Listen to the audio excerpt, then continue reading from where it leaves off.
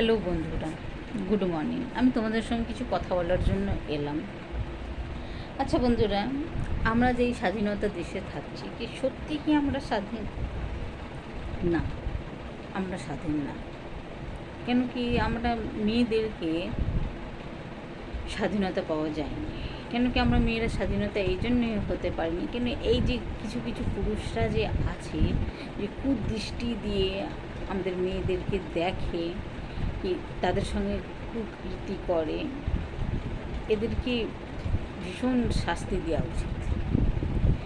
এদেরকে এমন শাস্তি দেওয়া উচিত যেন এদের 14 পুরুষ এদের মনে রাখে, যেন আর আর কেউ যেন এরকম কাজটা যেন না করে। সবসময় শুনতে আসছি যে ছোট বাচ্চার সঙ্গে রেপ, মহিলাদের সঙ্গে রেপ, মেয়েদের সঙ্গে রেপ।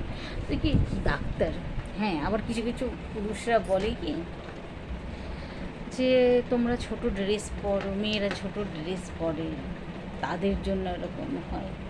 কে তাহলে ডক্টর বোনটা কি পরেছিল? ছোট ড্রেস। তাহলে তার সঙ্গে রেপটা কেন হলো? এরকম কেসটা কেন ঘটলো? আর দিদি, আপনি যে বলছেন তার মা বাবাকে যে 10 লাখ টাকা দিবেন, আচ্ছা আপনি কি 10 লাখ টাকা দিয়ে কি মেয়েটার কি ফেরত দিতে পারবেন? তা ফেরত দিন না মেয়েটাকে তার মায়ের কাছে, ফেরত দিন। আদৌ কি আপনি মানুষ? আমার তো মনে হয় না আপনি মানুষ, আপনি একটা অমানুষ। না তো এরকম কথা আপনি কোনোদিনই বলতে পারতেন না।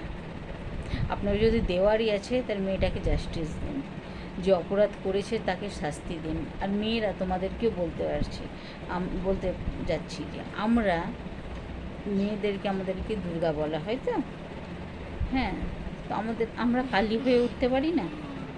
আমাদেরকেও মা কালী হয়ে ওঠা উচিত।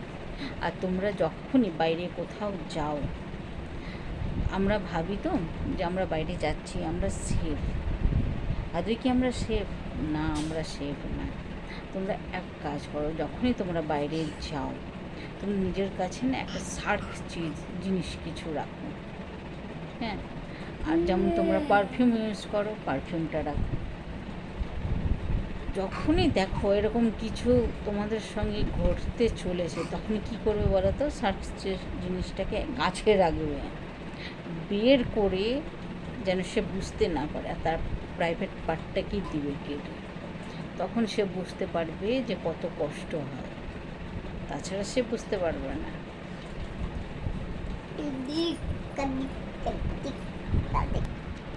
আর দিদি, এমন কোনো একটা ডিসিশন নিন যেন এই ভারতবর্ষে যেন আর এরকম কেস আর কোনো দিনও কোনো মেয়ের সঙ্গে, কোনো বাচ্চার সঙ্গে, কোনো মহিলার সঙ্গে না ঘটে।